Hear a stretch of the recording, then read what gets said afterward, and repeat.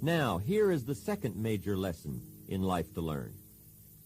Number 2 is, learn how to take advantage of the spring. Uniquely enough, spring follows winter.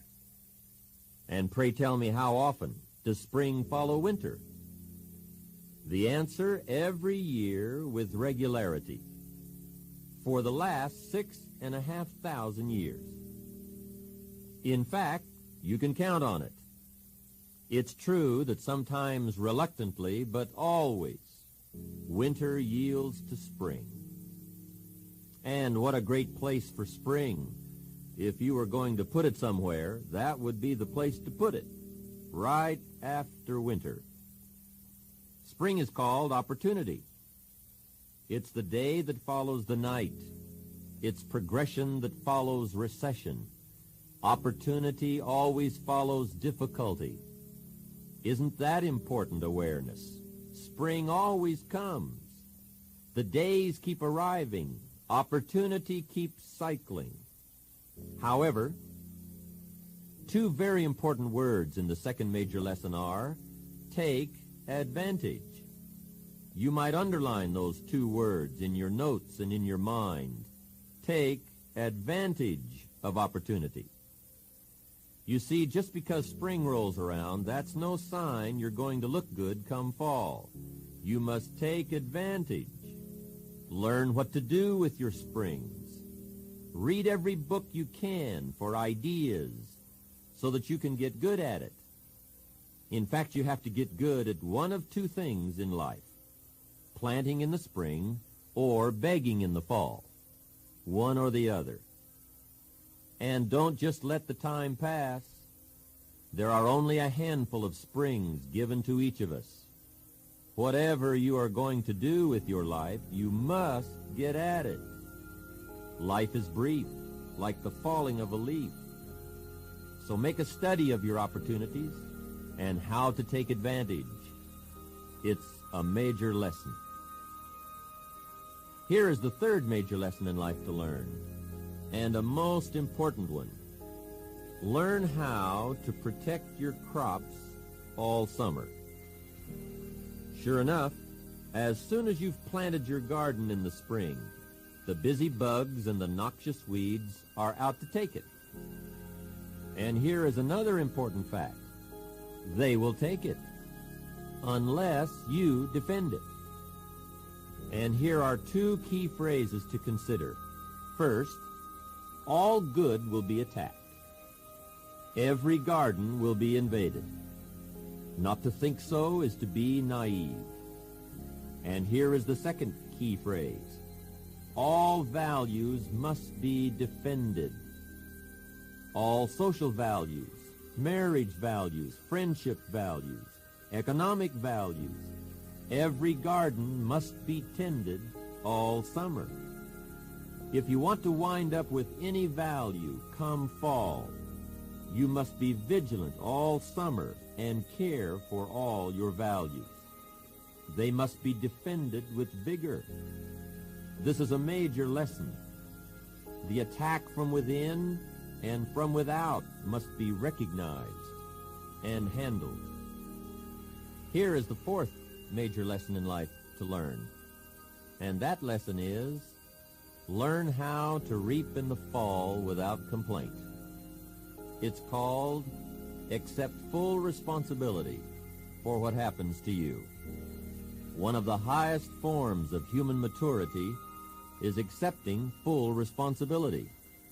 The great day of human liberation, accepting full responsibility. Also learn how to reap in the fall without apology. Without apology if you do well, and without complaint if you don't. The reason? It's your crop. I used to have that long list of reasons why I wasn't doing well, to explain my miserable lack of progress. You've got to explain it some way, right? Otherwise, you won't look good. I had this list called Reasons for Not Looking Good. I used to blame the government. You can believe that or not, It was at the top of my list of reasons for not doing well. The government. I used to blame taxes. I used to say, look what you've got left after they take everything out. And they expect you to do well by your family. With these taxes, that was on my list. Prices. They used to get to me.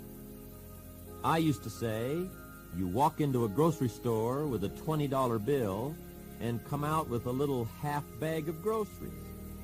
It's a wonder you can even feed your family. With these prices, who's getting all the money? The poor man hasn't got a chance. He pays through the nose. Interest rates. That was another lecture I had called Bleeding the Poor. The rich can't afford to pay 18%, let alone the poor. That was on my list. I used to blame the weather. I blamed my car. I blamed the manufacturer. I used to blame the traffic. I blamed the company. I blamed company policy. I blamed the training program, the commission schedule. I used to blame my cynical neighbors. They were just selfish, looking out for themselves. That was on my list.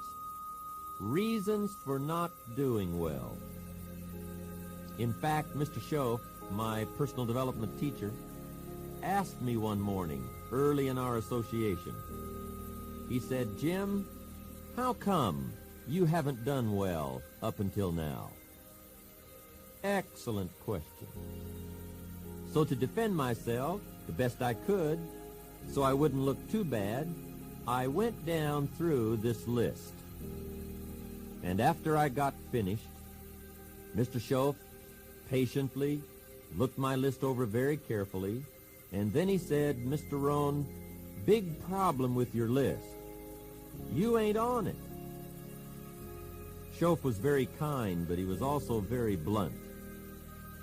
When I went to work for him, a few months after this occasion, I learned very quickly to tear up my list of reasons for not doing well, and I threw it away.